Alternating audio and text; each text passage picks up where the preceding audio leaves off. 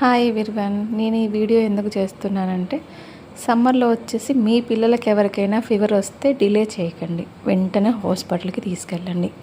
అంటే ఇంట్లో సిరప్స్ ఉన్నాయి కదా అనేసి మనం ఉన్న సిరప్స్ పోస్తూ ఉంటాం. కానీ ఈ సమ్మర్లో వచ్చే జ్వరాల వల్ల వాళ్ళ హెల్త్ ఎలా ఖరాబ్ అవుతుందంటే ఇంకా మనం చెప్పలేమన్నమాట. అది మనకు కూడా ఊహించలేకుండా ఉంటుంది. చూసారా మా బాబుని, తనకు వచ్చేసి ఇప్పుడు టైఫాయిడ్ జ్వరం వచ్చింది. ఇవాళ హాస్పిటల్కి తీసుకెళ్ళాను. ఒక 2 days నేను డిలే చేశాను. తర్వాత హాస్పిటల్కి తీసుకెళ్ళాను. ఇవాళ తీసుకెళ్తే హాస్పిటల్కి తనకు వచ్చేసి 102 ఫీవర్ ఉంది. ఇంకా టైఫాయిడ్ అనేసి చెప్పారనమాట. క్యాన్లా కూడా పెట్టారు. ఒక 3 days ఇంజెక్షన్స్ వేయండి అనేసి. ఈ ఇంజెక్షన్స్ పెట్టేటప్పుడు అయితే తనకి అస్సలు నరాలు దొరకలేదండి.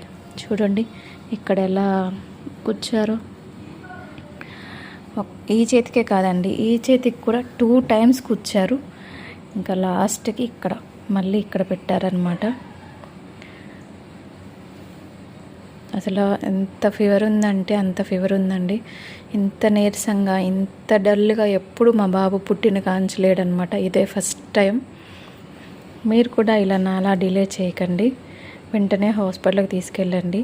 వేరే వాళ్ళు చెప్పారు, ఇంట్లో పెద్దవాళ్ళు చెప్పారు చూద్దాము అనేసి మాత్రం ఆగకండి.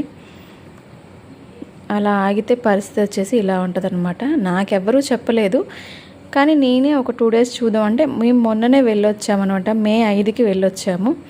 ఇంకా సరే చూద్దాము అన్నట్లుగా నేను ఆగానన్నమాట. ఆగడంతో చూసారా, ఇవాళ వచ్చేసి తనకి టైఫాయిడ్ ఫీవర్ వచ్చింది. కానీ ఎంత ఏడ్చారండి మా బాబు అయితే. ఇది క్యాన్లా పెట్టేటప్పుడు అసలు చూడలేకపోయాం మేమైతే, మా వారు నేను. కానీ ఇంకా తనకి తప్పలేదు. ఇది పెట్టినాక ఇంజెక్షన్స్ వేసాక తనకి మళ్ళీ వామిటింగ్స్ అయ్యాయి. ఇప్పుడు మోషన్స్ కూడా అవుతున్నాయి 2 days నుంచి. తనకి బ్లడ్ కూడా తక్కువ ఉంది అనేసి చెప్పారు డాక్టర్ గారు.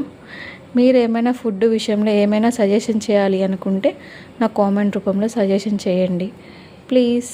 Bye bye.